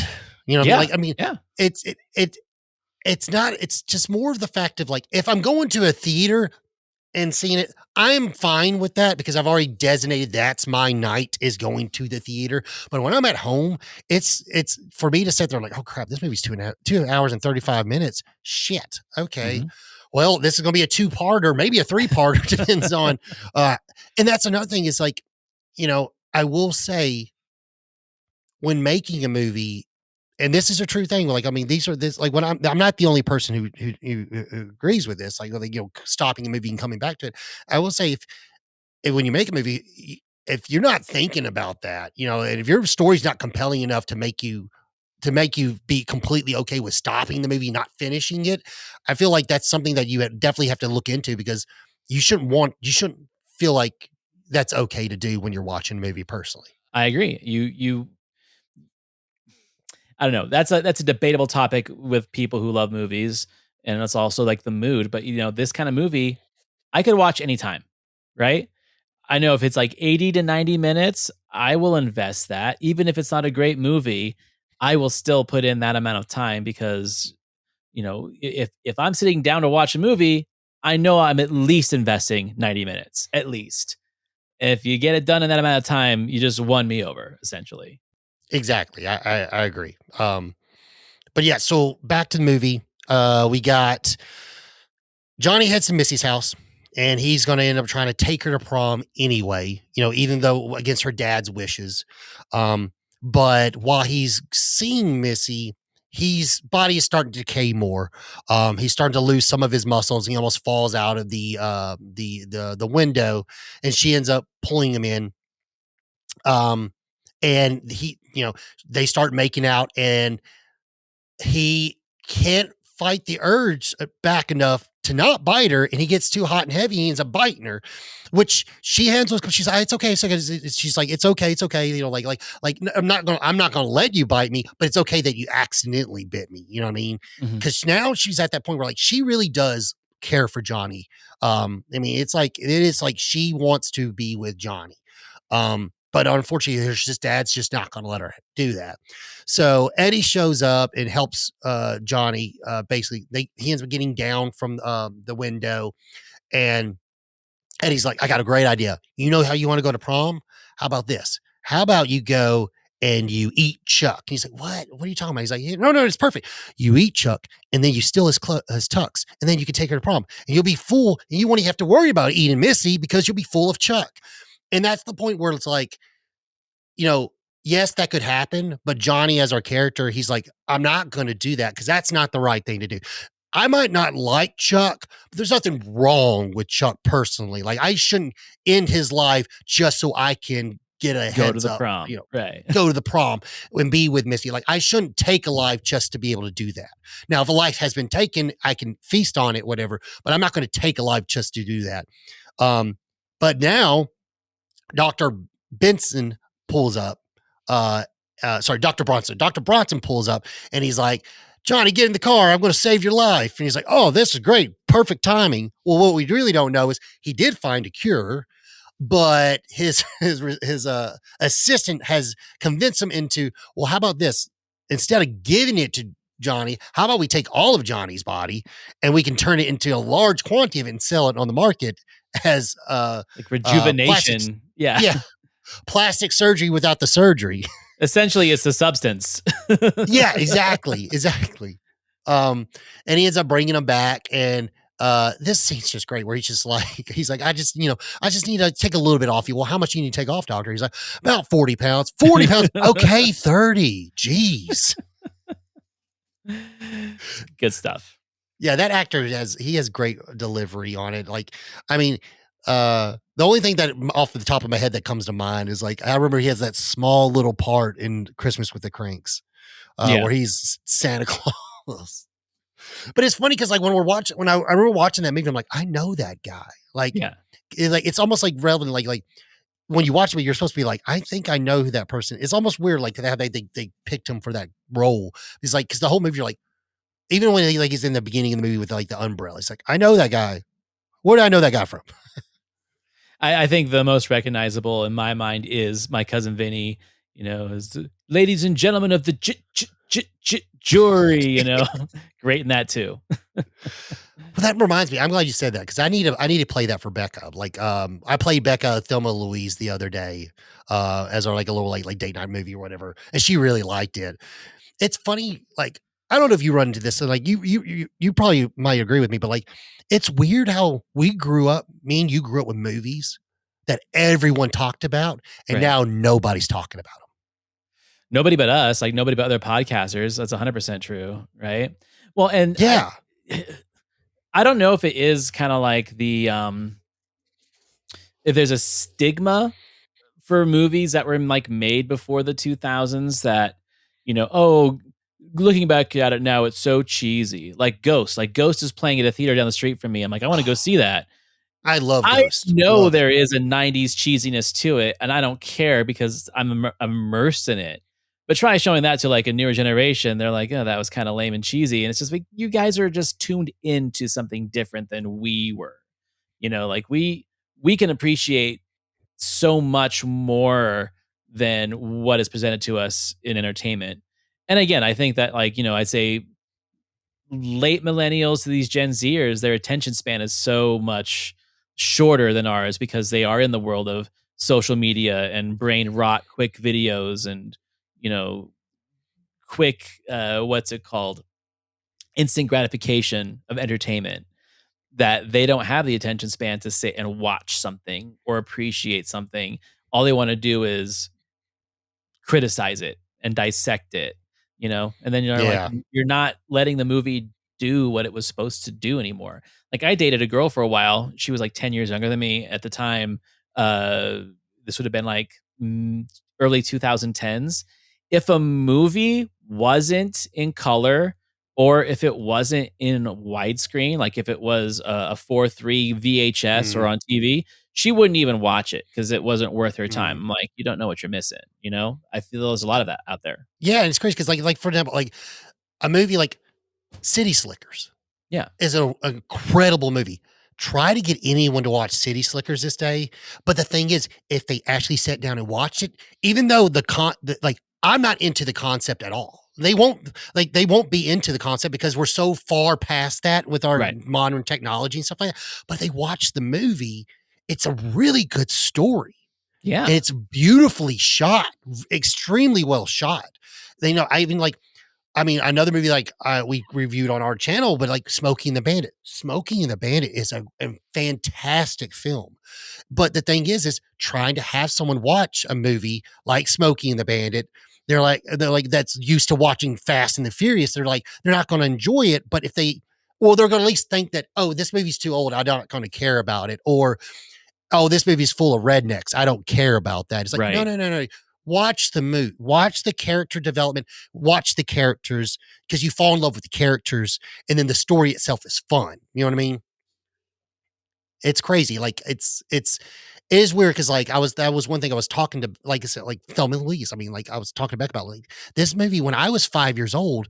This is you everyone was talking about this movie. Everyone was talking about um a Dead Poet Society. Everyone was talking about certain these films that were, and even me as a child, I knew about it. And I think a lot of it has to do with like, I think it was Tiny Toons a lot because they did a lot of Hollywood stuff in Tiny Toons. So I'd watch Tiny References. Toon. Yeah. Yeah. And I'd see like Jack Nicholson. And so, and I knew Jack Nicholson was in The Shining without even seeing The Shining because of the references in my, I knew about like Jason, like I knew about the hockey mask style Jason without seeing him because every serial killer in those time frames wore a hockey mask in cartoons to like, oh, this is a serial killer or whatever. You know what I mean? But yeah, that's it. That was one thing I was just thinking about. I was like, man, it just sucks because I'm not. I don't want to get to that old man where they don't make them like they used to. But it's like they kind of don't though. You know what I mean? Or it's things are the formal formula. It's just it's either it's got to be highbrow or I don't know. The Popcorn. movie can't just be fun. Right. Yeah, and that's the thing. It's like audiences change too, and sometimes it takes studios longer to adapt to what the audiences want. And now audiences change so quickly that we're always behind. You know, it's it's an interesting time we live in for entertainment, and that's why the old stuff is so important to me. Yeah, I agree. I mean, that's a lot of thing with your podcast. I mean, you really do. I do a good job at pulling out the hidden gems that if you don't know about this movie, I think you should check it out because you'll be shocked. Like, oh, so and so was in this movie with so and so. What was the caveman movie? The not the caveman, but what was the guy with you did the movie with the it's kind of like Encino Man, but it's not Encino Man. Oh, Big Man on Campus. Yeah, Big Man on Campus. Yeah. And I didn't even know that movie existed. And it's a great movie, and it's much better than Encino Man, in my opinion. Um, but all right. So okay, so we get back to the doctor's office, and now at this point, while Dr. Benson sorry, Dr. Bronson, I keep wanting to say Benson. Dr. Bronson is going to extract the flesh and so forth from Johnny. The mob shows up and they're like, no, no, no, no, no, no, you're not doing that. We want the zombie. He's like, nah, there is no zombie here. And they start to basically, this is, our Frankenstein moment. They're busting down the door. They're going to take the monster, basically. Meanwhile, Eddie and Missy have showed up and they're actually going to save Johnny. So they are able to get Johnny out without them noticing. And Johnny's goal is, okay, Murray told me from the cemetery that I need to get back to the cemetery if I wanted to live. Oh, it's called. So I need to get back to the cemetery and I shouldn't decay anymore or whatever. Mhm. He ends up getting back to the cemetery and the mob chases them to. They bum rush Murray. So everyone in town, the mob is coming down to find Johnny and he's at his grave. And we get this epic scene where basically even the sheriff's there, Missy's dad's there. They're like, okay, we're gonna kill him, and that's it. That's oh, and then the town will go back to normal. All this chaos will be over. And we get this. This is where we get another like actual heartfelt scene where we get the meaning behind Johnny's coming back to life is like it wasn't he's not coming back to life to feast on brains and stuff like that to live. He's coming back to life for Missy. It was love that brought him back, not this, not this he's not this monster that people are making him out to be.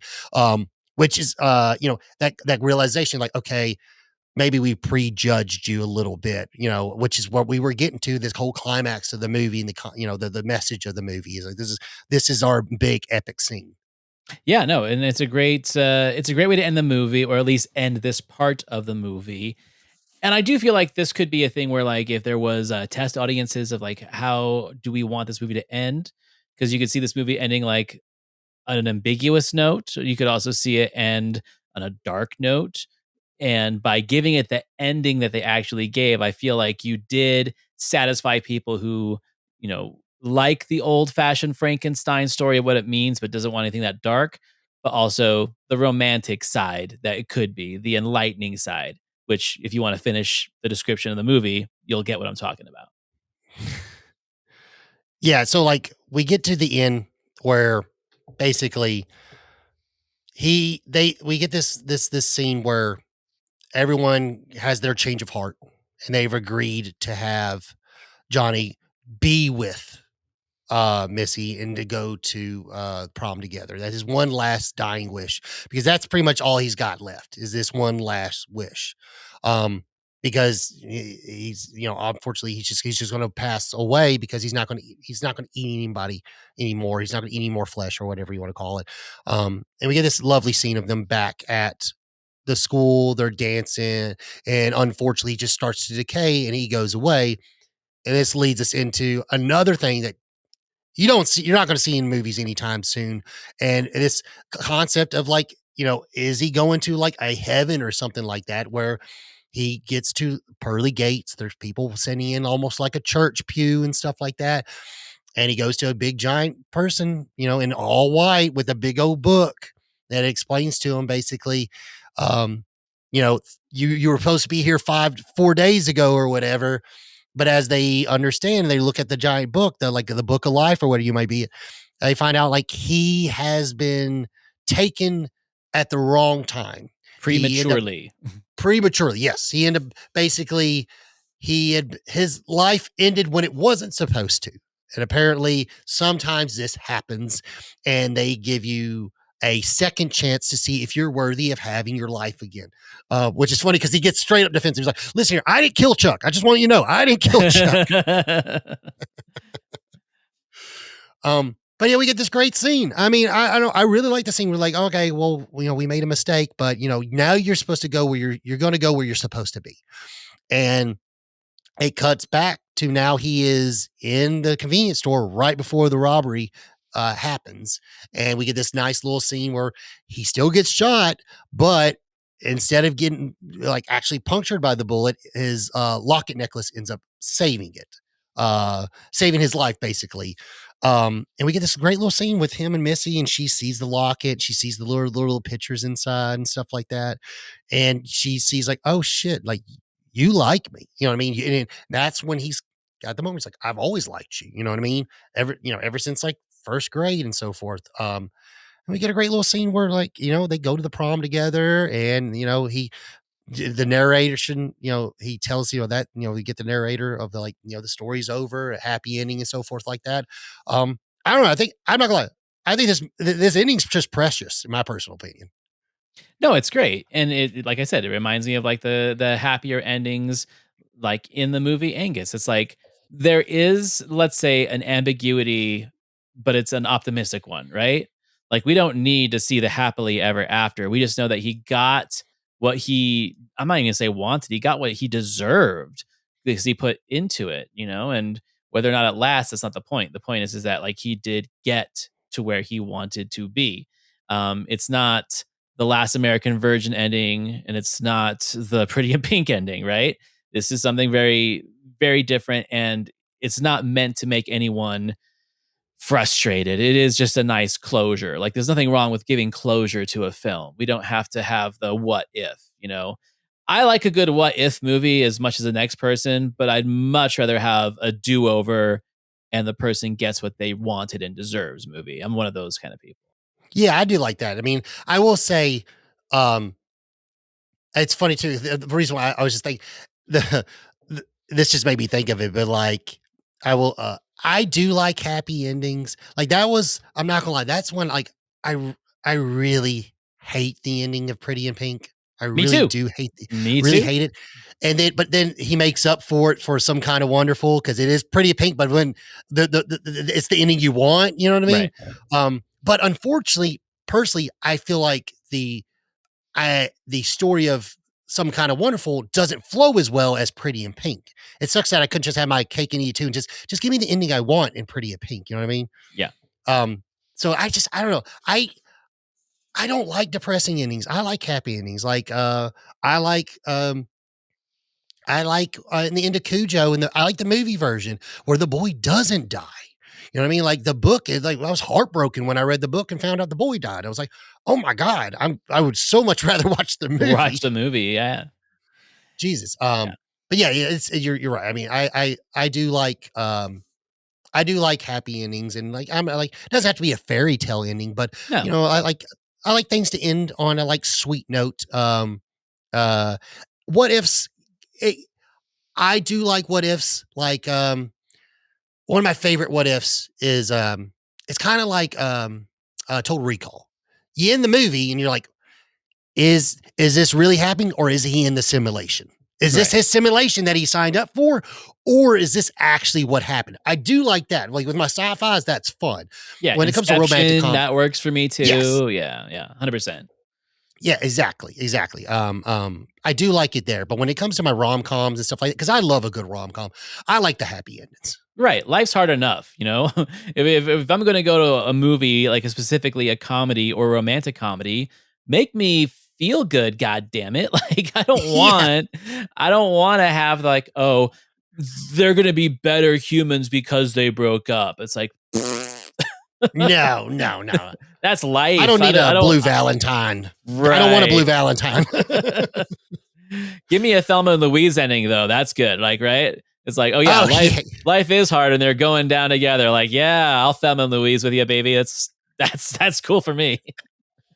That when Becca was like, she's like, "You didn't tell me they died at the end." I was like, "Well, I'm not gonna tell you the end of the movie. I don't Right? want you need to experience it's something like you need to experience it because that's the thing is like when that movie came out, no one knew they were gonna die at the end of the movie. You need to experience it. It is a moment. Now it's a new core memory that you have because it was so you didn't see it coming. And it was so important in the pulp culture of the day that it made it into a Wayne's World movie. Like, if you can make it into a Wayne's World movie, it meant that you had cultural relevance. Yeah, it's but yeah, so that's in the movie. You want to share your final thoughts on the movie? Yeah, this is a hidden gem of the '90s, and again, man, I want to clarify to people that 1990 to 1994 is a very special time for cinema because I honestly think that once Jurassic Park, Pulp Fiction, and Schindler's List hit screens, it was the death nail for movies like this because people all of a sudden had a different idea of what cinema was supposed to be. It needed to be big budget dinosaur alien special effects movies, or it had to be long, tear jerking, emotional set pieces like Schindler's List, or it had to be avant garde like Pulp Fiction. Once those three movies hit towards the end of 93 and the beginning of 94, it changed the landscape of cinema forever. Like, I don't think we've ever gotten back to what the early '90s really were, where we were seeing movies like this, Buffy, Drop Dead Fred, the Wayne's World movies, Encino Man, right?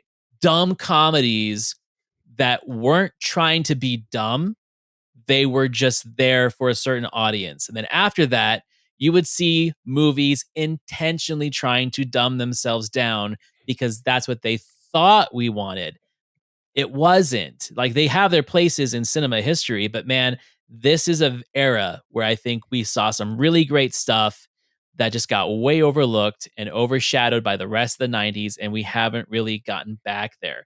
And then, I'm not going to say that I'm not anti woke, I'm not anti PC, but once we hit the 2000s and words matter and perception matters, then people weren't being as daring with their comedy, or they're trying to be too daring.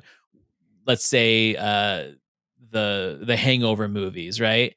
Like, they were trying to outsmart the humor, and I think when you do that too often, you kill the funny.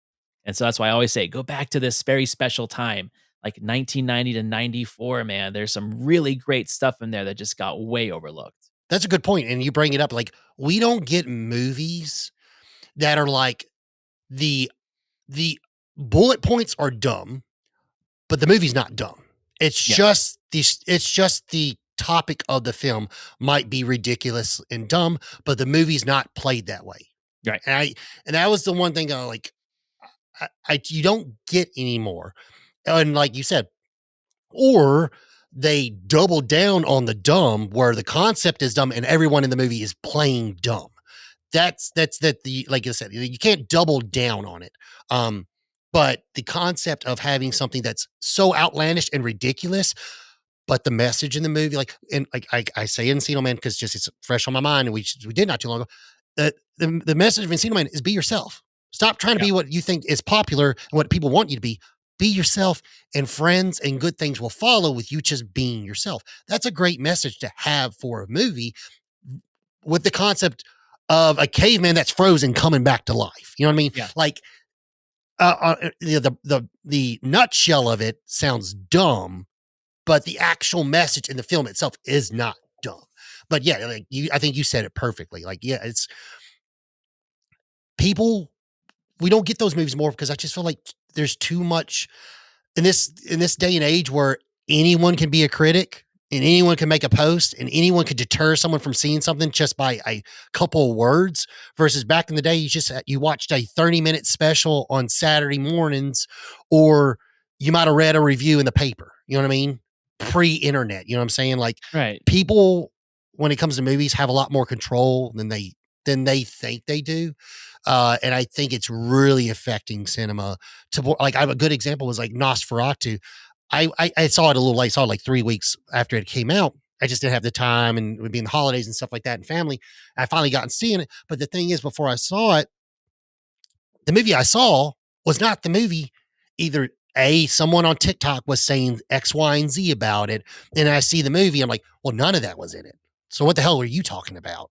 You know what I mean? Or then you also have the people that overpraise something to the point where, like, okay, you need to calm your tits a little bit. There's no way it can be that good. You need to calm down and stop getting paid by the sponsorship. You know what I mean? That's click on the link below, you know? Yeah, there's a lot to unpack there, and that's why I will never consider myself a critic. I like what I like. I just want people to recognize that there are movies like this that kind of got lost in the shuffle of Hollywood. They got lost in the shuffle of video stores. And the fact that I don't own this really bugs me. I had to rent it on Prime. I was like, wow, how do I not own this movie? I own such ridiculous shit. This is one that like I need to go and dig out. I mean, if I own the direct to VHS unofficial sequel to the film, the Jim Stewart film, the Christmas one, It's a Wonderful Life. If I own this, There's a sequel. yeah, it's called Clarence. It's a movie about Clarence the Angel, and it's Oh shit. Robert Carradine from Revenge of the Nerds. How do I own that, but I don't own My Boyfriend's Back? Is just beyond me. I thought you were going to say Encino Man, the TV female series? version. Oh, the female Yeah, version. the TV series or TV movie or whatever it was. I guess it was a TV movie or series. I don't know. The funny thing is about that is the guy that directed that TV movie was the same guy that directed Big Man on Campus, which was made before Encino Man. It's weird that they like, hey, you know what? Your movie was kind of like Encino Man. Come and direct the TV version of it. Yeah, but anyway, I am bugged that I haven't done this movie on my show yet. I'm at episode like 200 recording this week, and I haven't done this movie. So I can't thank you enough for letting me come onto your show and talk about this one, because it's such a cult worthy movie that should have been covered a long time ago.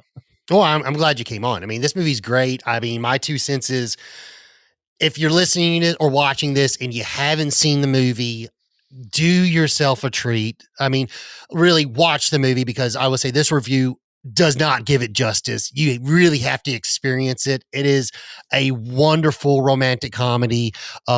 It's just a good, and it's, well, even if you take the romantic comedy out, it is just a straight up great comedy. I mean, the Yeah. jokes are fantastic. The All the actors do a great job at with um with the theme of the film and so far and so forth, and like portraying um the way that it's like, I want to say like Pleasantville, but obviously Pleasantville hadn't been has been made yet. But like, if you want to think of something, think of like Pleasantville, a scenario where everyone's just in this perfect, like, white picket fence, town or so forth. And it really does, like, I don't know, change the way people act. It's a great film. But yeah, it's definitely, I feel like, something that people need to see if they haven't seen it. But yeah, that's all I have to say. I mean, it's a fantastic movie. I love it.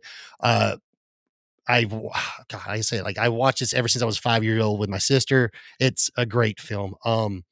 So you said it once already. Tell everybody where they can find you again.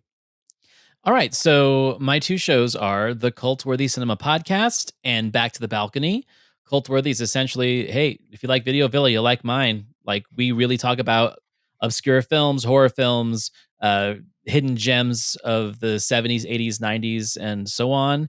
And then Back to the Balcony is a show that I do that is a retrospective of Siskel and Ebert, where my co-host and I, we will watch a film that Siskel and Ebert reviewed, and then we will critique their critiques. So we're not rating the movie, we are rating their review, and if we agree with it and if it's still relevant in this day and age. So you can find both of those on Instagram, Facebook, Blue Sky. But if you want to find all my stuff, go to thecultworthy.com. That's where everything that I've done is. Also, it's places where I keep my cult worthy partners like yourself and other podcasters on a very special page to find your guys' episodes and your guys' links and websites. So it's all kind of kept in the family. Perfect. Yeah, and I'll put all the links. I'll put all the links in the comment section below. Um, and like like you said, like I mean, we did. I had a great time when we did Night of the Comet and Night of the Creeps. Great double feature. Which to this day is still my number one downloaded YouTube episode. So congratulations on that. Well, I will say those are two big cult worthy movies. I mean, 100%. So And a great double feature. I mean, oh yeah, 100%. But yeah, that's it for today's episode. Thank you for stopping by. And if you enjoyed this episode, please do like, share, and subscribe. And if you are listening on a podcasting app, if you can leave a review, that'd be great. That helps with everything in the algorithms to help get this show into other people's ears that have not listened to it before. And if you're on YouTube, leave us a comment. If do you like this movie? Have you seen it yet? If you haven't seen it, are you going to check it out? And if you have checked out, come back, leave us a comment. Let us know what you thought. And to please look for all our social medias and so forth like that. If you want to get intake on what's coming up in the future episodes. I have a new series coming out. Will be Videoville new releases. So I'll be talking about newer movies that just dropped in theaters and so forth with a guest, and those will be shorter reviews. So we'll be looking for those this year. I got a couple of movies on the docket to start reviewing for those. So look for those. They'll be more like 30-minute long videos or so forth. But until next time, thank you for coming. I'm Logan. I'm Antonio, the Cultworthy. And thank you from Written from the Villa.